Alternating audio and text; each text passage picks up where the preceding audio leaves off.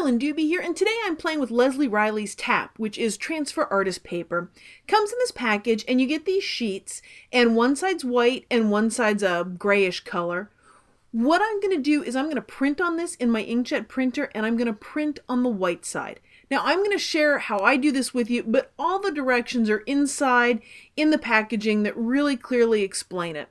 This stuff is incredibly forgiving. My favorite part about the directions, which as I open this up are right there, is that you cannot over iron this. So you gotta love that. We're gonna see if this is true or not because my ironing skills are less than impeccable by a long shot. Well, what image am I going to use to transfer? I'm going to use this, one of my all-time favorite sparks of artspiration. If you're one of my newsletter subscribers, you probably recognize this one, and you may have already gone and downloaded it for yourself.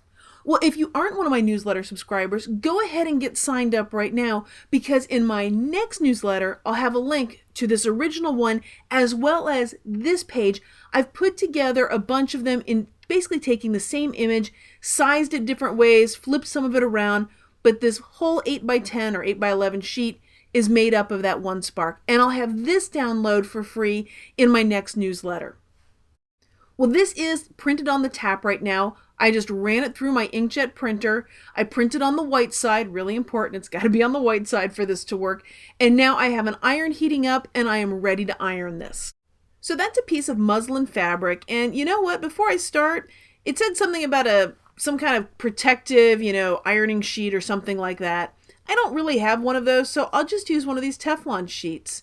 And as you can tell, I can't quite figure out exactly how the mechanics of all this works, because this whole sewing ironing thing is, well, how shall we say, not an area I have a lot of experience in. Turns out that little Teflon sheet is just slipping and sliding around there, and since this is a craft iron and this is a craft ironing board, I'm just going to let this roll and see what happens. So I've ironed it some, but when I go to peel the backing off, it's not coming off, so that tells me that I need to iron it some more. And since I can't over iron this, I can just keep working on it until that release paper pulls right up. And I will say that that release paper will come up just like butter when it's warm. You do need to pull it off when it's warm and after it's been ironed enough. Well, this is what it looks like on the muslin.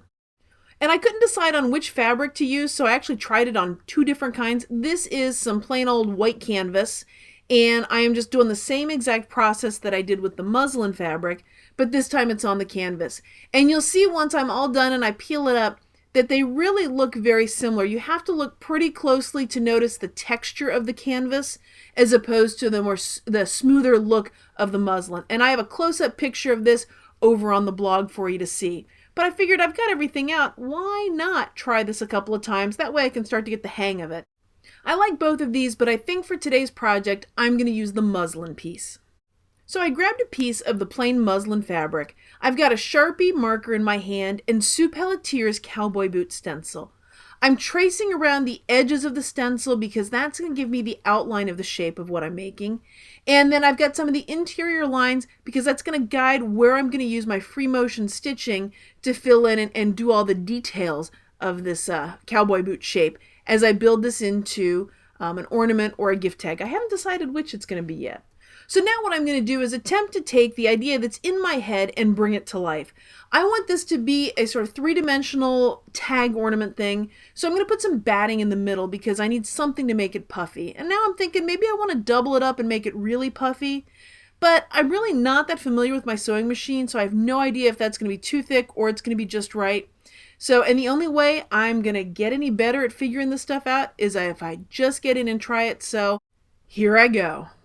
And now I'm going to head over to my sewing machine once I get this last pin in, and I'm going to stitch around the boot. Well, wait, oops, I realized if this is an ornament or a tag, I'm going to need some way to hang it. So I'm probably better off if I stick the ribbon in here before I sew it. And I have no idea how long the ribbon should be, so I've made it longer than it probably needs to be, but that's okay. I have a plan for how I'm going to handle that. And now, thanks to the magic of technology, I am back with it all sewn, free motion style.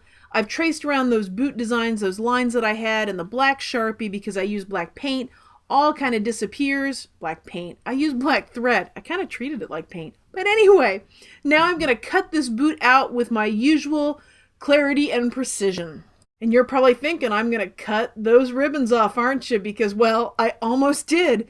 And then I realized, well, maybe I should just go carefully around those so I don't cut them off. And I was able to save the ribbons. I did not cut those off. I want you to know that was one of those moments of personal accomplishment for me.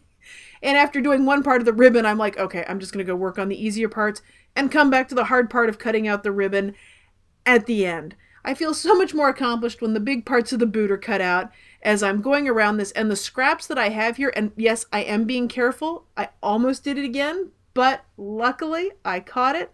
So I've got one layer of that stuff done. Now I can pull that ribbon out of my way and then cut the rest of the fabric and the batting in the back all around in the shape of the boot. And as I finish cutting up the boot, I'm about to have a beautiful piece of colorful fabric scrap, and I am so hanging on to that stuff, it's going to become something in the future. Just don't know what yet. So here's the boot all cut out. But now I have the edges, and I want this cool frayed look on the edges. So I'm just taking my fingernail and finger and just kind of roughing it up, and that way I can just kind of fray the edges a little bit. And while I'm doing this, I'm thinking about that ribbon. It's really too long for what I want to go with because I'm going with gift tag for this one. So my answer to that is to simply cut it. So I'm just going to cut that ribbon up near the top, and now I can tie it onto the gift bag or tie it to whatever length that I need it to be.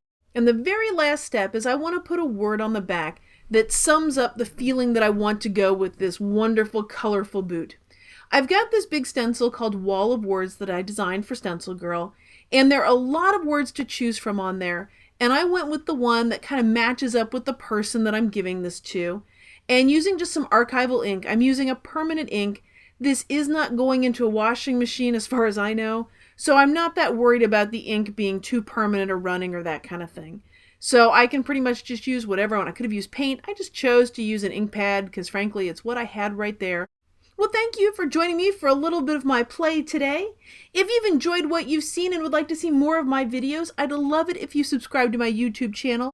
And pop on over to the blog, check out what's going on over there at acolorfuljourney.com, and be sure to sign up for my newsletter if you would like to be able to print out and download, or well, download it first, then print it out, your own colorful spark of artspiration, just like the one I used in this project. Thanks for being a part of this colorful journey.